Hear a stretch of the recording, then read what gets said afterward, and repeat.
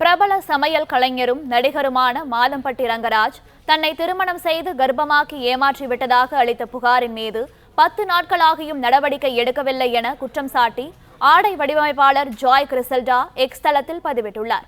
இதுகுறித்த கூடுதல் விவரங்களை தருகிறார் எமது செய்தியாளர் ரகுபதி. வணக்கம். இது பற்றிய மேலும் விவரங்கள்.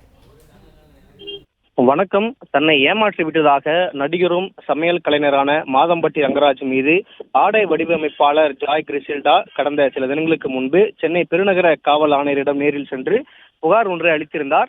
அந்த புகாரில் ரங்கராஜ், எனது கணவர், நாங்கள் திருமணம் செய்து கடந்த 2 ஆண்டுகளாக இணைந்து வாழ்ந்து வந்தோம்.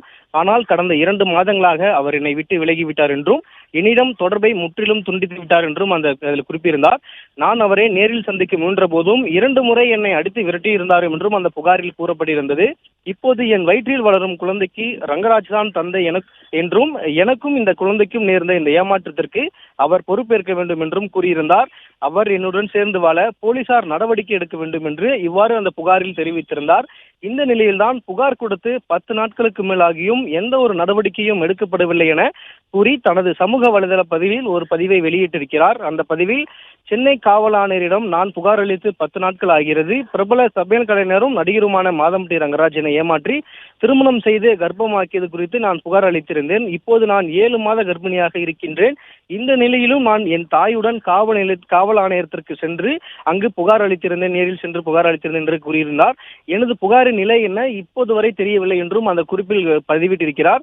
மாதம்பட்டி ரங்கராஜுக்கு விஐபி அந்தஸ்து அளிக்கப்படுகிறதா என்பதும் தெரியவில்லை. மேலும் அவர் எனக்கு எதிரான அநாகரிகமான, ஆபாசமான மற்றும் உள்நோக்கத்துடன் கூடிய சமூகத்தில் அந்த சமூக பதிவில் தேவையற்ற பதிவுகளை பதிவிட்டு வருகிறார் என்றும் அந்த பதிவில் குறிப்பிடப்பட்டுள்ளது. எனவே இந்த விவகாரத்தில் நீதி மற்றும் முறையான நீதி வழங்குமாறு கேட்டுக்கொள்கிறேன் எனவும் அந்த பதிவில் குறிப்பிட்டிருக்கிறது. எந்த ஒரு விஐபி ஆக இருந்தாலும் ஒரு பிரபலம் பெண்ணுக்கு எதிராக இது போன்ற குற்றத்தை செய்து எந்த ஒரு நடவடிக்கையும் எடுக்காமல் சுற்றித் திரிய முடியுமா என்ற ஒரு கேள்வி எழும்புகிறது எனவும், என் பிறக்காத குழந்தைக்கு நீதி கிடைக்க வேண்டும் என்றும் அவர் அந்த குறிப்பில் குறிப்பிட்டிருக்கிறார். அதே போல் என் வயிற்றில் வளரக்கூடிய அந்த குழந்தைக்கும் முறையான நீதி கிடைக்க வேண்டும் என்றும் கூறியிருக்கிறார். அதே போல் அரசாங்கத்தையும் அவர் ஒரு கோரிக்கையாக வைத்திருக்கிறார். எனக்கு இந்த விவகாரத்தில் போலீசாரும் நடவடிக்கை எடுக்க வேண்டும், இதற்கு அவருக்கு அரசாங்கமும் இது ஒரு குறிப்பிட வேண்டும் என்றும் அந்த பதிவில் குறிப்பிட்டிருக்கிறார். பிளே ஸ்டோர் மற்றும் ஆப் ஸ்டோரில் இருந்து பாலிமர் செயலியை QR கோடு மூலம் பதிவிறக்கம் செய்யுங்கள். செய்திகளை உடனுக்குடன் பெறுங்கள்.